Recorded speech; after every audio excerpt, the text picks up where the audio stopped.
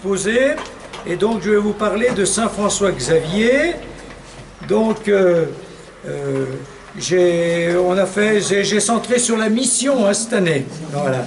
La mission avec d'abord le cardinal Suard qui a fondé la mission de France, là, avec les prêtres ouvriers, les prêtres de la mission de France. Hein. Donc l'évangile, la mission en France, ça continue. Hein. Voilà. Et puis, la dernière fois, c'était la mission d'une laïque, c'était donc Madeleine Delbrel, qui était missionnaire en pays communiste, dans la vie ordinaire, en essayant par ses contacts d'être témoin de la foi. Donc aujourd'hui, on voit vraiment la mission au sens le plus habituel, la mission lointaine, la mission en Afrique, en Asie, et donc là en Inde, avec Saint François Xavier. Donc, avant même de commencer, je vous pose la question, puisque c'est quand même ça le problème. Aujourd'hui, la mission lointaine, est-ce que c'est fini pour nous? Bonne question. Ouais. Au 19e siècle, il y avait plein de prêtres qui partaient en mission et des sœurs, des laïcs peut-être un peu moins.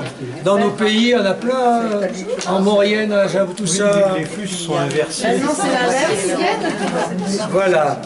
Alors justement, mais est-ce qu'ils viennent en tant que missionnaires? Il y en a qui viennent en Ils sont déjà religieux de France. Ils vont pour vivre avec les gens. Non, mais on peut pas, c'est pas tout à fait pareil. Hein. Évangéliser un pays païen, c'est pas pareil que réévangéliser un pays christianisé et déchristianisé, je sais pas. C'est pas tout à fait pareil. Hein. On les appelle prêtres fidei donum, c'est un échange entre églises. Mais plus que vraiment une mission, quoi. Ils viennent pas évangéliser des païens. Hein. Voilà. Il y a des pays où ils sont refusés. Ils viennent et puis au bout d'un certain temps, on ne leur renouvelle pas leur visa. C'était le cas de... en Birmanie. Ah non, mais pour nous. En Inde. Ah oui, pour nous. Pour nous, maintenant, oui, mais justement, c'est pour ça que je dis, est-ce que ça existe encore? Des prêtres qui vont en mission. Il y a par exemple les missions étrangères de Paris quand même. Hein. Voilà, il y a quand même des organisations, missions africaines, missions étrangères de Paris. Ça existe encore sous la forme de François Xavier. Mais ils ont de plus en plus de mal. Parce que, donc,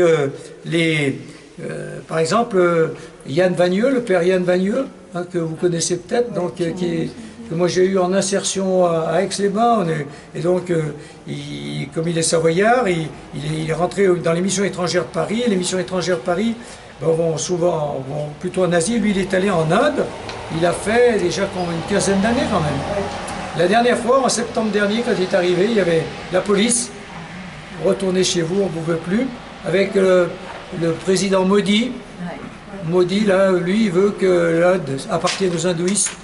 Qu'il n'y ait pas en tout cas, bon, s'il y a des chrétiens, il y a des chrétiens, mais il ne veut pas qu'il y ait des missionnaires qui viennent. Voilà. Et les musulmans ont du mal aussi, donc voilà. Donc c'est ça devient difficile dans certains pays. C'est ce que tu voulais dire et c'est vrai. C'est ce que je voulais dire, voilà. Je savais ça. Bon. Voilà. Alors, nous, on va commencer. Patron d'émission en plus. Hein. La vie de François. Naissance en 1506 dans le château de Xavier, dans la province basque de la Navarre ancienne, en conflit avec la Castille. La Navarre et la Castille, ça frotte, ça a frotté, ça s'est peut-être calmé, mais bon, voilà. En 1512, les troupes du royaume de Castille envahissent la Navarre et détruisent le château de Xavier. Voilà. C'est en Espagne? 1512, oui. Non, c'est en Espagne. Alors 1512, donc lui il a 6 ans. En 1515, son père meurt avec ses bagarres. Hein. 1515, donc il a 9 ans.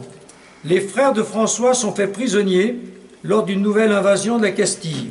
Il ne les reverra qu'à l'âge de 19 ans. Donc voilà, ils vivent la guerre et donc c'est pas facile, des conditions difficiles de vie. Paris compte alors 300 000 habitants. Ça a changé, hein. Et 4 000 étudiants en théologie, c'est quand même beaucoup, hein, par rapport à 300 000. 4 000 étudiants en théologie, droit et lettres. Donc lui va y aller. Il vise le diplôme de maître S.A.R. pour pouvoir enseigner comme régent, gagner sa vie et en profiter au maximum. Voilà son projet quand il a cet âge-là, vers 19 ans, 20 ans.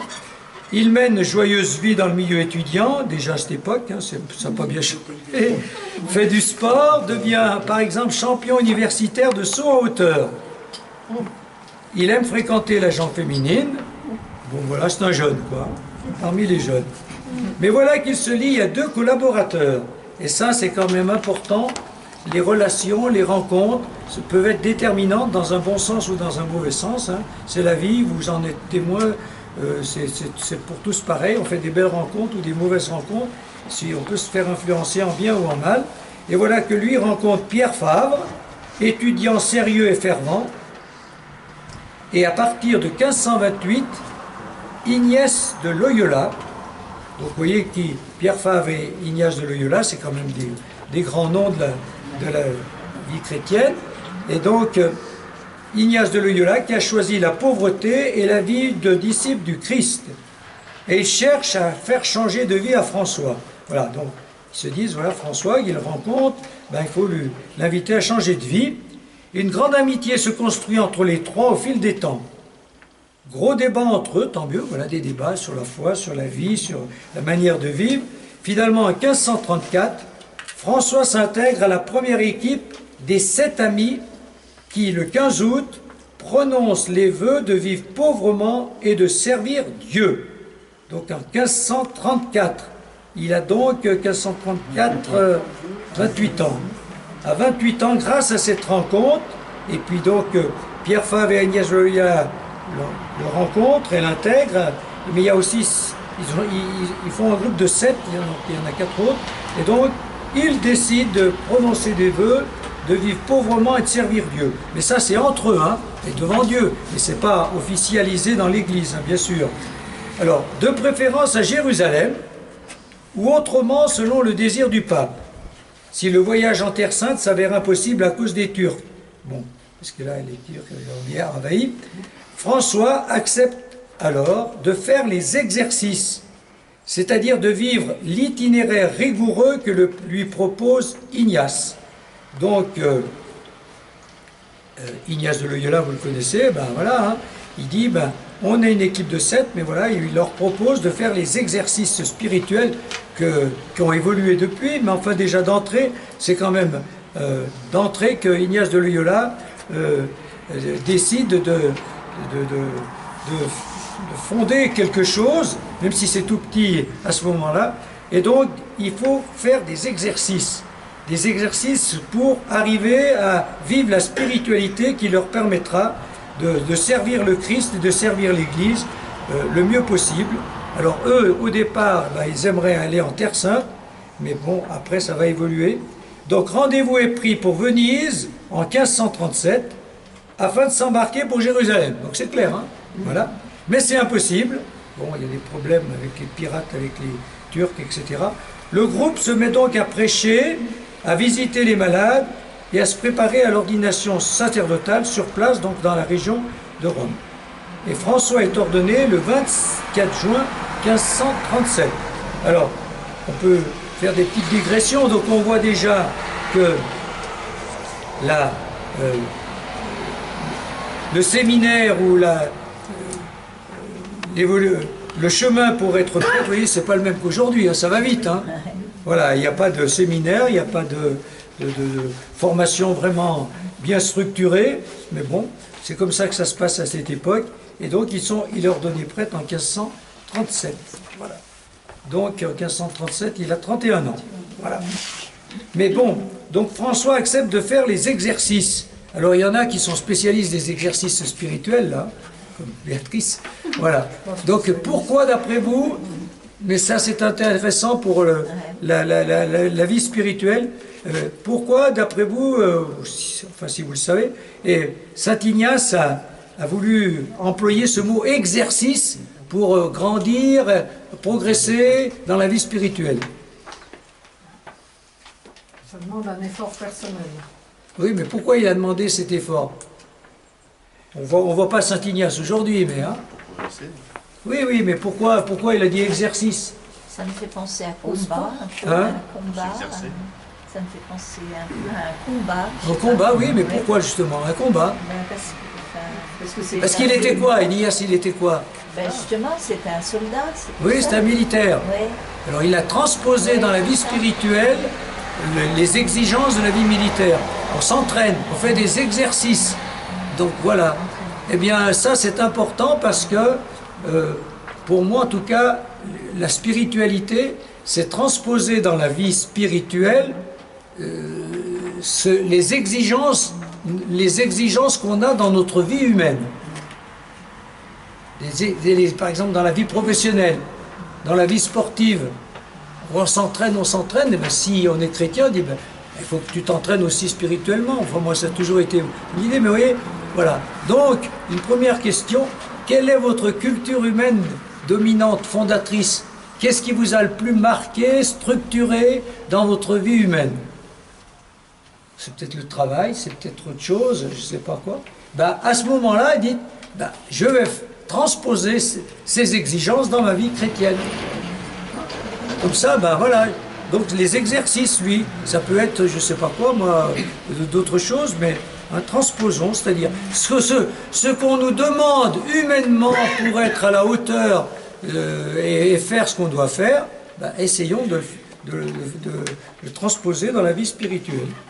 L'équipe rejoint Rome, où le pape Paul III les reconnaît comme un nouvel ordre sous le nom de Compagnie de Jésus. Donc vous voyez, ça va vite, hein? Voilà. L'orientation de l'équipe devient missionnaire, puisque c'est le vœu du pape de qui ils dépendent directement. Donc il voulait, à partir du moment où ils ont commencé à faire des visites aux malades et à prêcher, ils voulaient aller à Jérusalem. Donc d'entrée, ils avaient cette intuition de vouloir servir l'Église le plus possible. Et donc, probablement en étant missionnaire, mais bon, il dit, d'entrée, ils ont voulu aller voir le pape pour que ce soit le pape qui décide.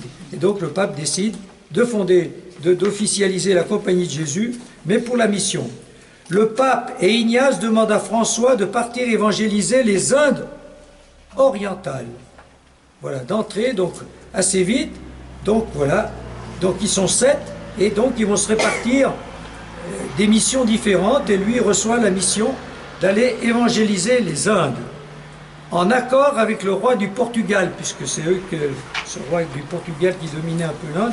Il embarque à Lisbonne le 7 avril 1541, à 35 ans, sur le Santiago, un navire de 50 mètres de long, où s'entassent 1000 personnes, dans des conditions inhumaines. Écoutez bien et lisez bien ça. Il faudra 1 an et 1 mois pour arriver à Goa le 6 mai 1542. Vous voyez, vous avez le moral, les missionnaires, autrefois. Hein. Ils ne partaient pas en avion pour faire en 24 heures ou 48 heures au maximum. Et là, c'était pour 1 an. Ben, tous ceux qui sont partis en mission au 19e siècle, évidemment, là, c'est un peu plus loin, ça dépend où ils allaient, mais voilà. Voilà. Ceux qui partaient au Brésil, ceux qui partaient en Argentine, etc. Voilà. Donc, il est parti. Déçu par l'immoralité, la corruption et l'arrogance des Portugais dans la région de Goa, bah oui, il part avec 3 séminaristes goanais au sud, chez les pêcheurs paravers. Alors goanais, c'est Goa, c'est ça? Donc des gens qui se posent la question. Donc sa mission va vraiment commencer chez les pêcheurs paravers. Il vit leur vie, mange comme eux, s'adapte à eux, en les évangélisant par la répétition de prières traduites en mauvais tamaï, par la répétition d'invocations simples, et par le témoignage de sa vie de prière intense.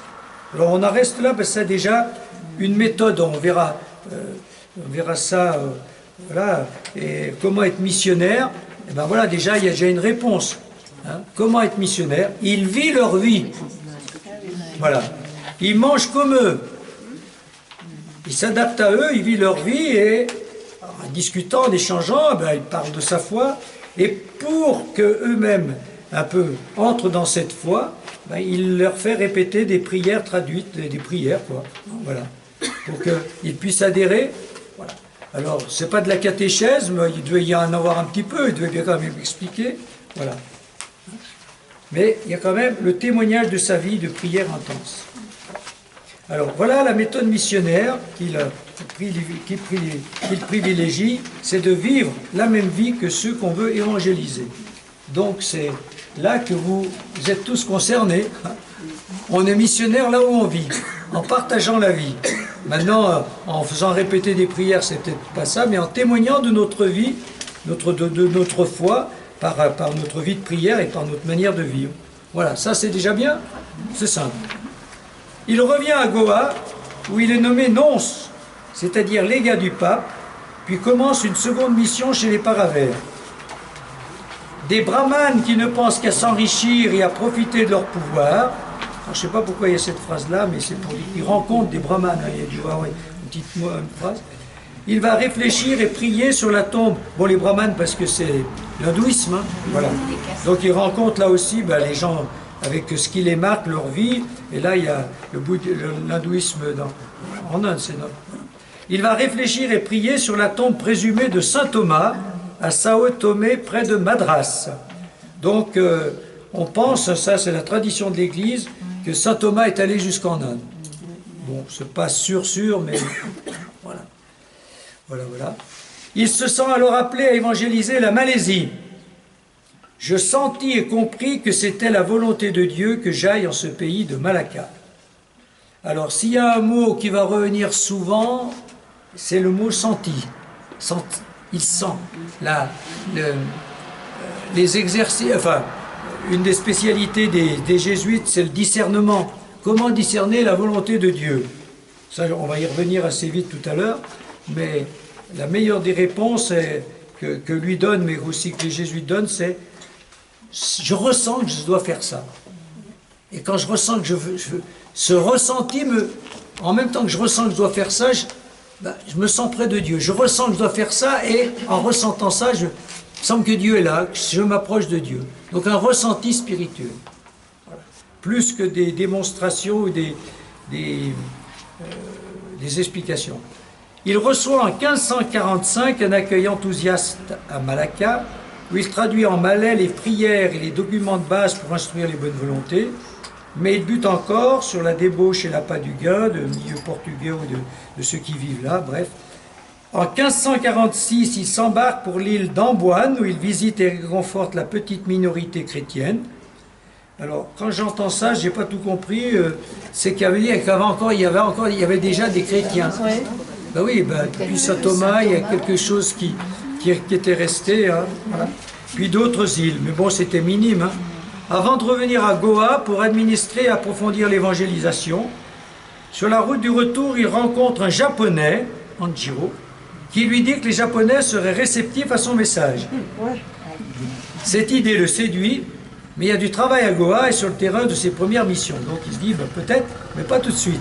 Il embarque finalement le 23 juin 1549 à bord d'une jonque chinoise dont le commandant est connu sous le nom de pirate. Donc il faut avoir le moral, hein. Traversée difficile pour une arrivée à Kagoshima le 15 août 1549. Accueil sympathique mais peu de conversion. Et puis difficulté avec les bronzes, ça c'est normal. Hein, voilà, Anjiro convainc François d'aller voir l'empereur en pensant qu'il serait influent sur son peuple, mais l'empereur est un vieillard sans autorité. Discussion avec les moines bouddhistes, effort d'inculturation, apprentissage de la langue. Finalement, une communauté chrétienne naît. Ben voilà. Donc il faut de la persévérance et il y a toujours des obstacles à franchir. Et donc il franchit ces obstacles. Et il confie la mission à Côme de Torres et Jean Fernandez, donc deux collaborateurs, pour repartir vers Goa, où une lettre d'Ignace le nomme provincial de toutes les implantations jésuites d'Extrême-Orient. Bon. Un autre appel intérieur le fait regarder maintenant vers la Chine. Tant qu'on y est, hein, vous voyez, donc il y a tout ça, hein, vous voyez son parcours, toute la région, la Chine, l'Inde, le Japon, voilà, hein, vous voyez son champ missionnaire. Un autre appel intérieur le fait regarder vers la Chine. Après différentes péripéties, il arrive au large de Canton avec Antoine, le seul compagnon un peu sûr. Malheureusement, la maladie le frappe brutalement et le 3 décembre 1552, à 46 ans, il meurt dans un total dénuement et en même temps un total abandon à Dieu, son seul secours. Voilà sa vie. Donc la Chine, ça sera pour d'autres.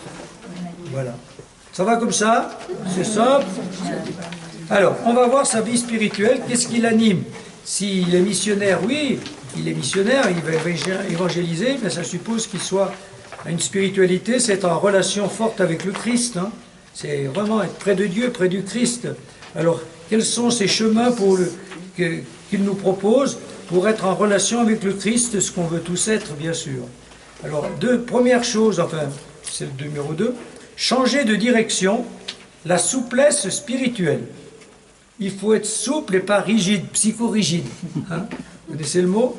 Donc, il faut être souple parce que quand on veut faire quelque chose, dans la vie c'est déjà vrai, mais en plus au service de Dieu et de la mission, ça ne se passe pas forcément comme on voudrait. Il y a toujours des changements de direction, des changements imprévus à vivre. Alors François a vécu beaucoup de changements de direction. Et le premier, en se convertissant pour vivre une vraie vie chrétienne très spirituelle, c'est ce qu'on a vu grâce à Ignace et à Pierre Fabre, donc la place de la vie très libre qu'il envisageait en faisant une carrière ecclésiastique. Voilà. Donc il a vécu d'abord un grand changement de direction. C'est être dans l'église, c'est pas faire carrière, hein, il voulait faire carrière auprès du régent, mais voilà. Donc, premier changement. Grâce à Ignace, il apprend à être un contemplatif dans l'action et à trouver Dieu en toutes choses. Donc sa conversion, c'est des choses que vous connaissez de Saint Ignace. Hein. Être un contemplatif dans l'action, pas un contemplatif comme les moines, à contempler Dieu dans l'action et donc trouver Dieu en toutes choses et le contempler dans tout ce qu'on fait. Deuxième changement de direction, il veut partir à Jérusalem, on voit, hein, mais c'est pas possible. Du coup, il prêche à la manière de François d'Assise dans la région de Venise et jusqu'à Rome. Troisième changement de direction, Ignace l'envoie comme missionnaire aux Indes. Là, plein de changements de direction en fonction de l'accueil des gens, des problèmes rencontrés, des appels intérieurs ressentis. Être fidèle à l'appel du Christ, ce n'est pas suivre un chemin tracé d'avance, mais sans cesse changer de route pour le suivre, où il veut nous mener, et non où on pense devoir aller. Ça, c'est très important. Voilà. Être fidèle à l'appel du Christ, c'est pas suivre un chemin tracé d'avance. Quand on est appelé par Dieu, on l'est tous, dès notre baptême, par notre baptême, Dieu n'a pas... faire la volonté de Dieu, c'est pas suivre un chemin que Dieu a tracé pour nous. Voilà. Dieu n'a pas prévu pour nous un chemin précis qu'on doit suivre. Et si on ne le suit pas, il va nous punir ou on va rater notre vie. Voilà. Dieu nous appelle, mais avec plein de rebondissements. Il y a un appel premier qui nous lance comme lui, à rencontrer les 7 premiers jésuites. Mais après, vous voyez, il y a eu plein de changements de direction. Eh bien, nous, c'est pareil. Il faut sans cesse changer de route pour suivre le Christ. Et suivre le Christ, il veut nous mener et non où on pense devoir aller. Ça, vous êtes d'accord avec ça? Alors, regardez, donc, moi je fais des